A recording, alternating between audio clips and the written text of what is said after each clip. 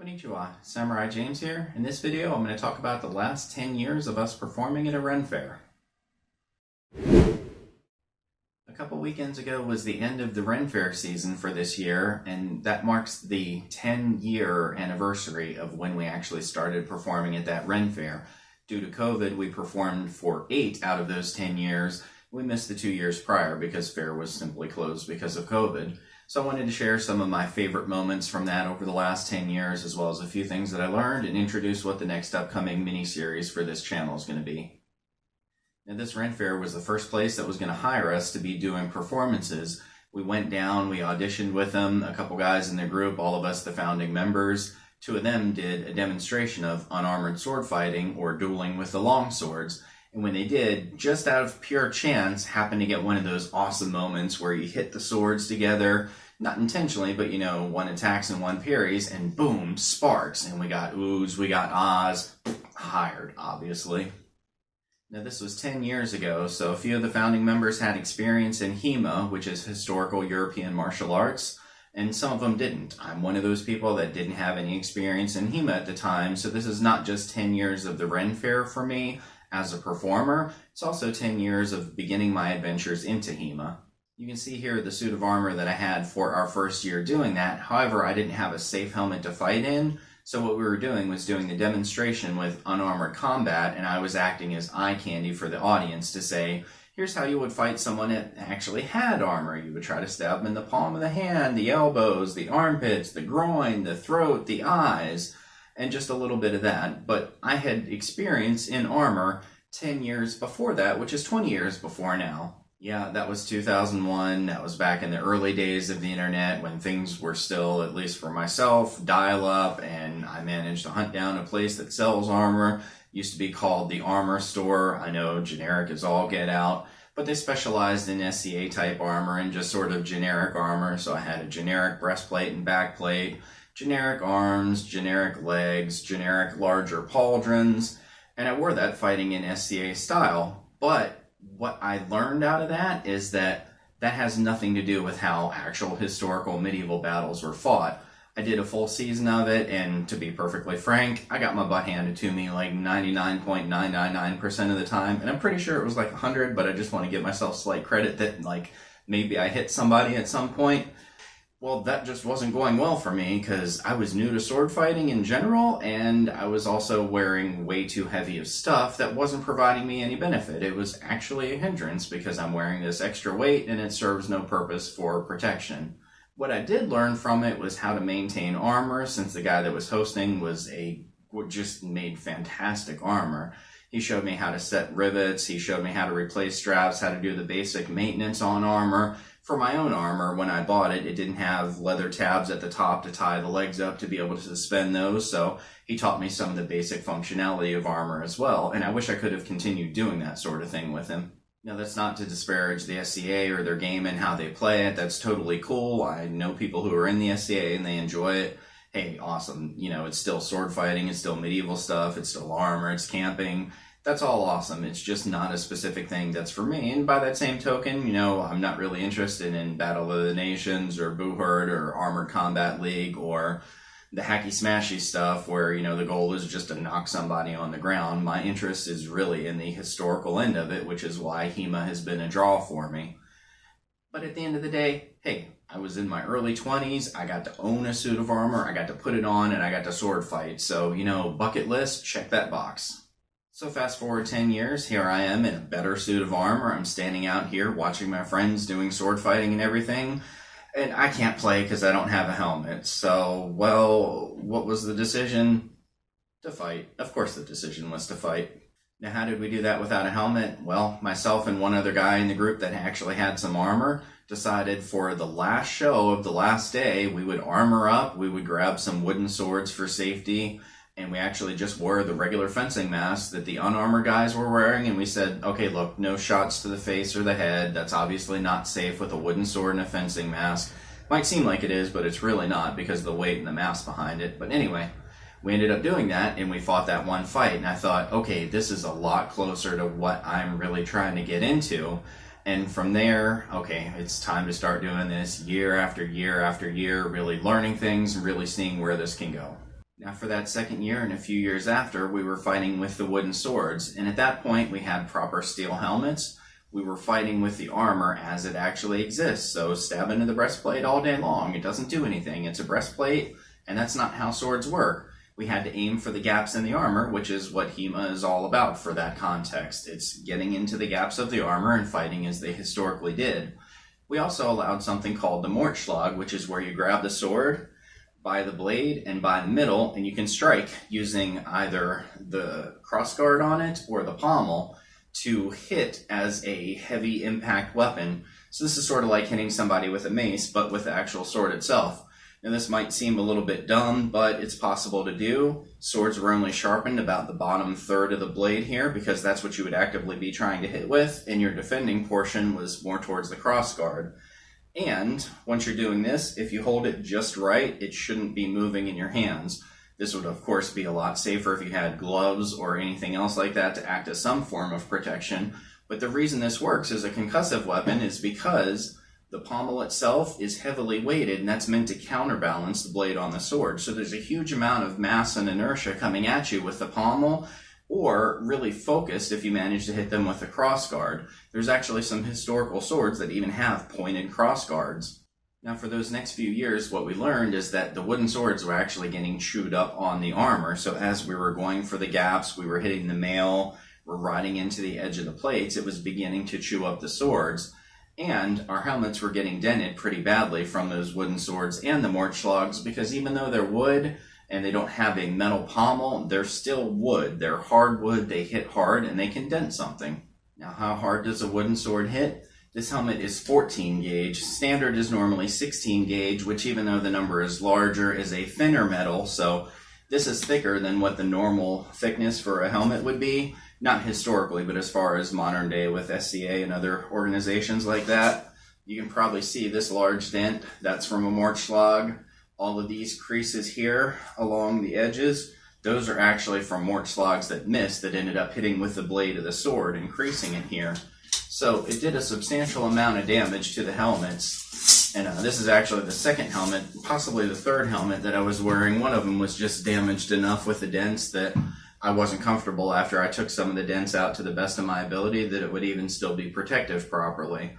So we ended up changing over to using steel swords. Now with the steel swords, like I said, the problem is the blade of the sword can go right through the eye slot. So how did we handle that? Well, we put 1/4 inch perf plate inside of our helmets. What that is, perf plate is perforated plate. It looks sort of like, just like a mesh on a screen door or something, but it's not as fine as the mesh in a screen door. It is a little bit more spread out, but these holes are not so big that they'll allow the sword blade to go through it. And we fought with that for a few years using the steel swords, which were simply a better simulator of how historical combat was. And that's what we wanted. We want to keep notching up a little bit and getting to that proper point for feeling historical combat. The wood swords had no flex whatsoever, but you'll notice on a metal sword, it actually does indeed flex. Now this one is for Blossfechten or unarmored fencing, but the ones for armored combat are very similar. They do have a degree of flex to them. And that changes how you bind. Once you lock up, once you get into half sword and you're playing at the point, that can have a big difference in how it feels versus a wooden sword. Now what ended up happening with the steel swords and the perf plate for the next few years? Well, we actually had a number of eye shots that ended up denting the perf plate a little bit, and in one case, damaging the eye slot here on the actual top of it. And I don't know if you can see the dent from it here because I made some partial repairs to it. But this brow is actually slightly out of whack where I got hit right above on the eye for that.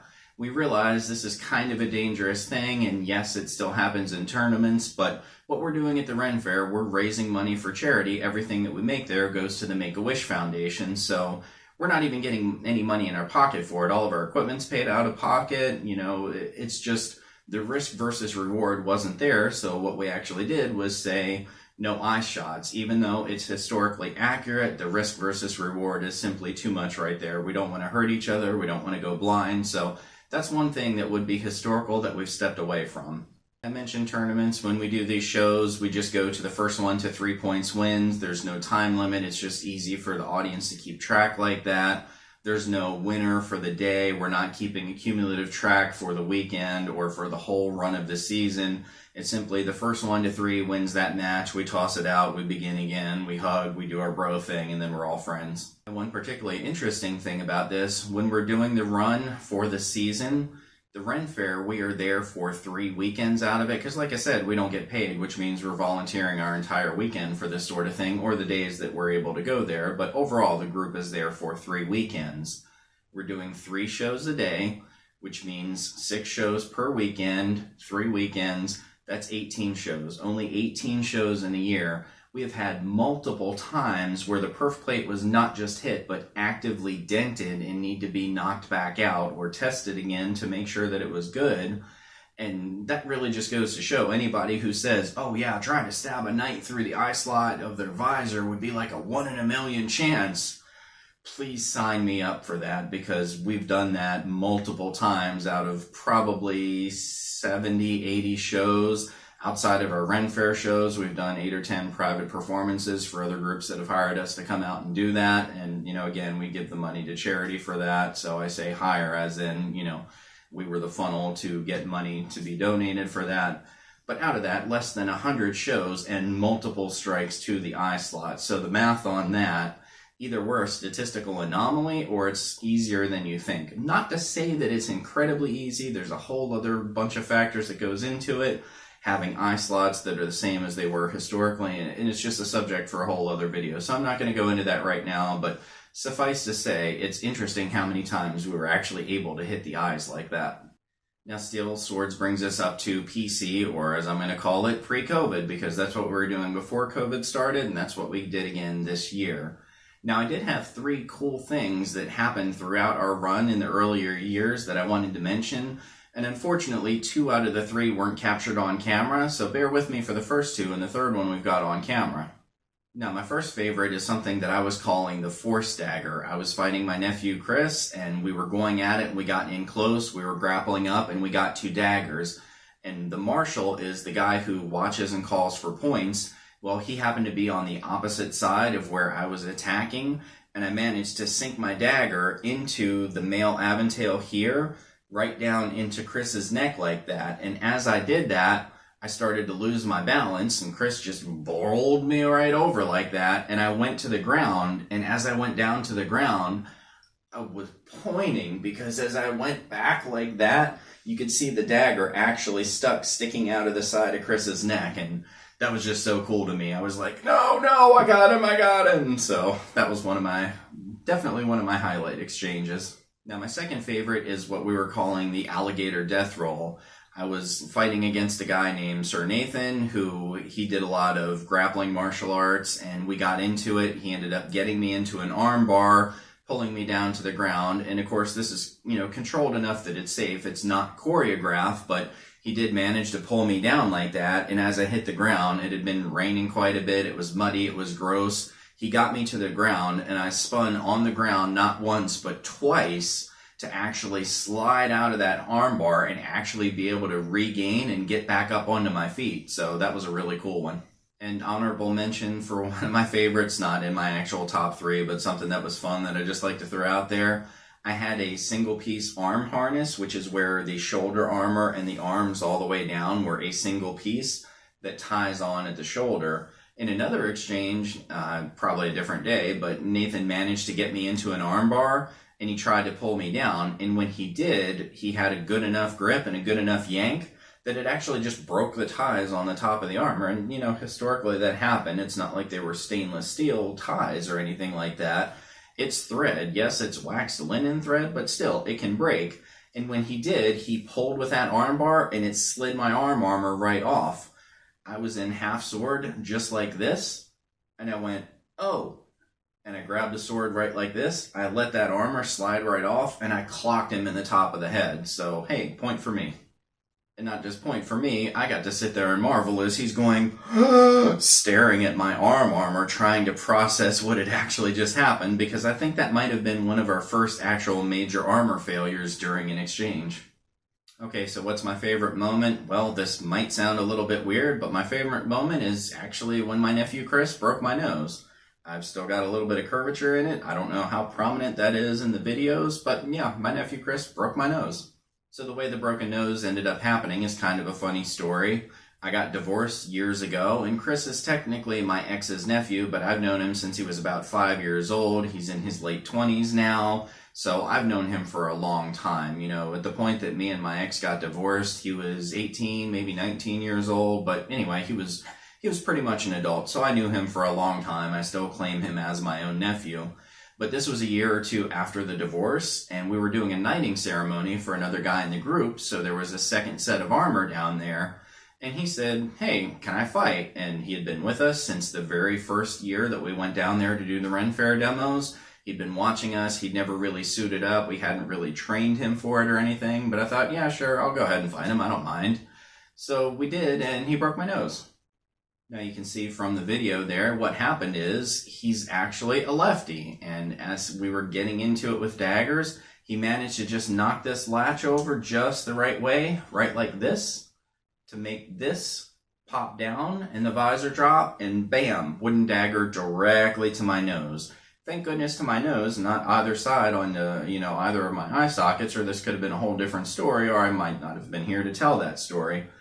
And that was a fun learning moment for us, that actually a lefty and a righty have different things in armor. I mean, it seems obvious, but it's one of those things that with armor itself, you don't really think about. Everybody's familiar with, oh, the right side is cut out for the lance and everything, but fighting a left-handed person introduces some other fun artifacts. Now, of course, bang, right in the nose, and I'm thinking, oh God, man, this is that same kid that I used to take to Six Flags, to take out to restaurants. We used to sit up playing World of Warcraft and everything, playing PC games, just hanging out and doing all sorts of fun stuff, and oh my God, bam, right in the nose. And as we were doing it, the guy said, hey, what happened? I said, he hit me. I could feel my eyes welling up with water, and I'm like, what? I don't understand this. I have on a helmet. How did he just hit me? Did he, magically shoot through it? I didn't understand what had happened, because since the visor had only dropped about that much, that was close to what my normal vision with the eye slots was. And I had to kind of take a second to process and figure out what was going on, because while I'm trying to look around, my eyes are welling up with tears, and, of course, manly tears, because, yeah, bro, just busted my nose and everything. So, yeah, manly tears, but trying to assess and be like, what happened? And all of a sudden I can feel my sinuses start to swell, and that was a fun day. And, of course, as people started to hear about it, they're like, hey, how much did your ex pay him to bust your nose? Ha ha ha. And you know what? That was funny. I got to give him credit. I chuckled at that quite a bit. Now let's jump forward to this year. Well, this year we once again did 3 weekends worth, but this is the first year, due to COVID the last 2 years, that I've actually been a father for the Renn Faire season. And since I've got a little one, I wasn't going to take 3 weekends in a row and be away from home for my little one. So I went down for 1 day each weekend out of the 3. And out of those 3, I only armored up for 1. I stayed out of armor for the last weekend to be ready to pack up the tent and everything and head out of there. And then the first weekend that I was down there, I had to basically be on standby to make sure that, I could take care of everything that the guys in armor weren't doing. And I loaned my armor to a friend so that he could get down there and fight in armor, which he also did on the closing day as well. So even though I was only there fighting in armor for the 1 day, my armor was there fighting for 3 days. So, hey, cool little Iron Man type moment. Yeah, I'm not fighting, but my armor is. Yeah. And now, silliness aside on that, my nephew, he stepped up. He went down all 6 days of all 3 weekends. He armored up 5 of those 6 days for all 3 shows, stayed in the armor all day long. And the only reason he wasn't in armor for the 6th day, which wasn't the very last day, it was just one of the days in the middle there, is because he was the only one there that actually had armor, because of just attendance, and not everybody can make all 3 weekends. So he armored up every single time that he could. He fought every single show that he could, and I'm extremely proud of him for that. And yes, that day that I was in armor down there, I did fight him. We fought twice, and 2 to 3 and 2 to 3. Yeah, he beat me both times. But you know what? Hey, we've been working on training him. He's 15 years younger than me. He's going to be part of the next generation in armor that's still doing this when I'm off in, a wheelchair or a walker or whatever else. So we got to keep him going, and I'm extremely proud of him for getting so good that, essentially at this point, the student has beaten the teacher, and I think that's awesome. And another great thing happened this year. His nephews came down, who are, I believe, 9 and 11, which means we've got a third generation that's sitting there watching and ready to soak up and start absorbing stuff. Chris was a little bit older than them when he started, but everything that he learned with the armor combat when he fought me for that first one, he just learned by watching us do our shows. We never had any formal training sessions with him or anything, so it's just amazing. Now I want to specifically show this video of the second fight of the day for the day that I was in armor. You can see that I'm visibly limping a little bit here. So what you can see here is that my greaves, the armor on my calves, were not fitting right anymore. I didn't try them on before heading down to Renn Faire, which was a little bit short-sighted because it had been 3 years since our last show. As soon as I had them on that morning, I knew that something wasn't fitting right. And at the second show, they were so uncomfortable that the thing that you see underneath of there that looks kind of greenish, that's a little bit of padding that was actually cut off from a towel to shove under there just to try to help me walk around a little bit. I was visibly limping getting over to the field, and it was incredibly uncomfortable, but I knew I could at least, soldier through that second show. I wasn't really sure about the third, but it was looking pretty bleak at that point. And that was it. I managed to get through that second show, and you can see I'm actually visibly limping around a little bit here because the greaves were just banging down into the top of my foot because they weren't sitting upright, and they were also pinching on my calf. They were pinching so bad that when I took them off after that second show, you could see the red lines on the back of my calves from where each of the strips of the metal on the articulation were, and you could see little round dots from where the rivets were poking into my skin. And that ended up not even being the worst of it. What it was even worse was that the rivets that hold the straps were a little bit rough on them, and that actually dug into the flesh on the front of my shins. And now, 3 weeks later, I've actually still got marks from 2 of those.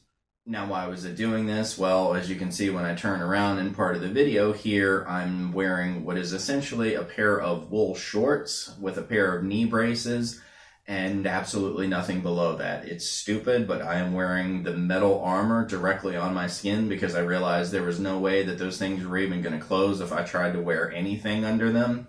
So that's what I had to do to kind of gear up and try to get through it, but, and I knew better. I should have tried on the armor ahead of time. I was just so distracted with a bunch of other things that I didn't really follow through in doing what I should have. After wearing armor for 20 years and fighting in it for about 10, I've learned quite a few things, and I'm going to be doing a video mini-series about this that covers getting your own set of armor. First up will be a generic video, and then I'll have specific videos if you're more interested in European or Japanese armor. If this video has been helpful or entertaining, go ahead and slash that like button. If you're looking at getting your own suit of armor, or you just want to see some more content from my channel, go ahead and hit that subscribe button. I would appreciate it. As always, this is Samurai James saying thanks for watching and sayonara.